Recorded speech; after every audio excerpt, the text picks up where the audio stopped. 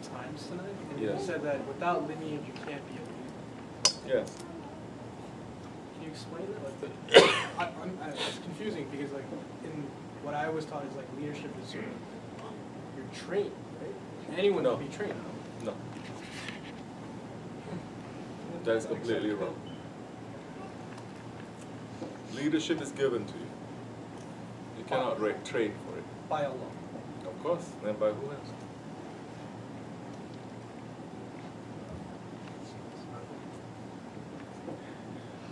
Because here we're not talking about people leading a company, you understand?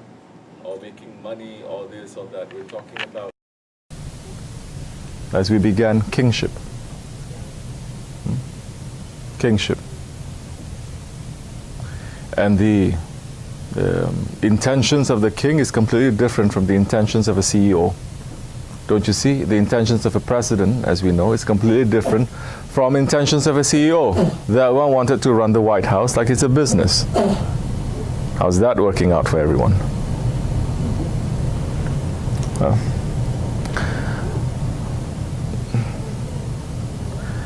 Hazreti Hassan, alayhi salam, the grandson of the Holy Prophet, alayhi salatu wassalam. He was married 300 times. He married, he divorced, he married, he divorced, he married, he divorced. Who were the ones that he married to? They were all women, princesses, women coming from different kings, coming from different leaders, coming from different royalties all around the world. And they understood then as they understood now, they understand now where that power is coming from. If you don't have the light of the Holy Prophet, ﷺ, nothing in this world works if there is no light of that Prophet. You understand? This whole world, it is standing because of the love they have for the Holy Prophet, ﷺ. Like I said, we cannot really enter into that, the Naqshbandi way. People are going to think that we're crazy. That's why Hazrat Abu Bakr is saying, I cannot even open this to the Sahabe Kiram. They're going to cut my neck off. Hazrat Ali Karamallahu Wajhah, he saw the reality of the Prophet. Once. That Hazrat Uwais al-Qarani, we have Uwais here. Hazrat Uwais al-Qarani is saying, what you saw, Ya Ali, is one time. I see him every single moment in that reality. What about Hazrat Abu Bakr Siddiq? The second of the two in the cave, complete silent. Heart to heart now. What he saw, what he knows, cannot even speak. That is tasawwuf. That's why it is so easy for the Ottoman Naqshbandis at that time to be learning the tasawwuf of Hazrat Ibn Arabi, Shaykhul Akbar, and to be able to teach it. It's very easy. That so many are finding it so difficult. But it's so easy for the Naqshbandis to do that. And they were holding on to the posts of the Shaykhul Islam, holding on to the posts of the major jamis to make sure that everything is according to Shariat properly, so that they don't take something from tariqat and they go off. Like so many times it happens in different parts of the world, especially in India. It is easy. So, they were taking that light then. Shaykh Effendi had said so many times, every royal family in this world, it is connected to the Prophet ﷺ. It's not just Prince Charles or that royal family, no. If they don't have that, they cannot continue. So now, leaders, to lead what? To lead a nation? To lead a nation,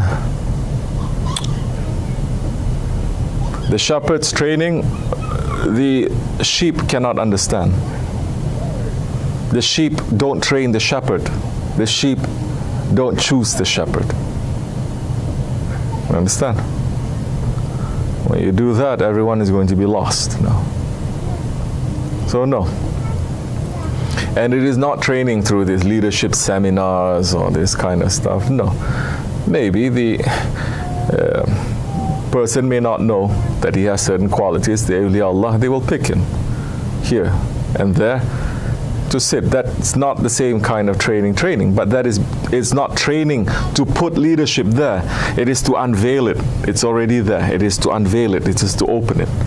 Make the person to understand.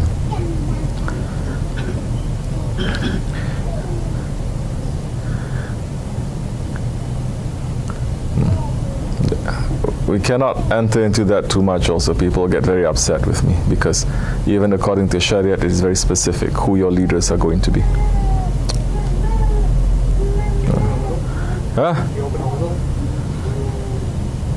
For example, it is forbidden for a person without any lineage to be a leader, to be a king or to be a governor. Even a governor. A non-Muslim cannot rule a Muslim.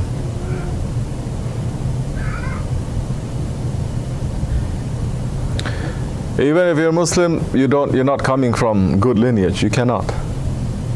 It has to pass through several generations before Islam really gets into the bones and the marrow of the person. You cannot just say, enter into Islam and suddenly become a scholar, or suddenly become a leader, or suddenly even become an imam. Tell you, people are not going to like this.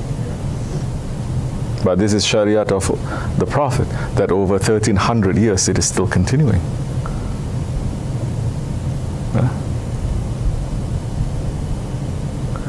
Who were very particular about that, especially the Ottomans are very particular. You think they don't have the best of the resources from the whole empire? They're ruling continents. Yet they say, no, we cannot put this one in that job. This one is for this job, not for the other job. For example, they don't take Russians into the military, even when they become Muslim. There is something specific in that race. They have the knowledge of the secret of how to use the different races. The Tatars, for instance, it is known what they are. You understand? But it's not popular these days. You're going to say we are bigots and we are racists because it's supposed to be freedom, no?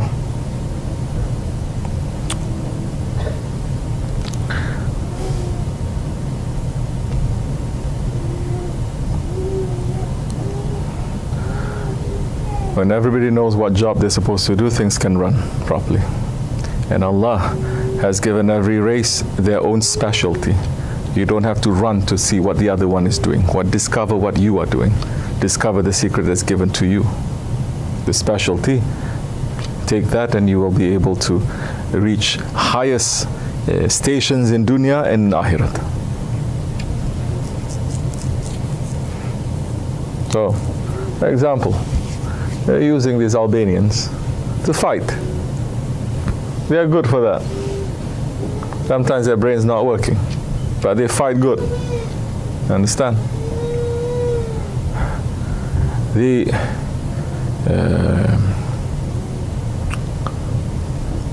Armenians for different work. Arabs for different work. So it's important to know. But that is wisdom. That is taken from the wisdom of thousands of years and trusting in that wisdom. And that is doing it not for the sake of accumulating more wealth for yourself. It is to bring down the laws of Allah subhanahu wa ta'ala and to continue that. Anyway, this much is enough for that. We'll speak later. Any other thing?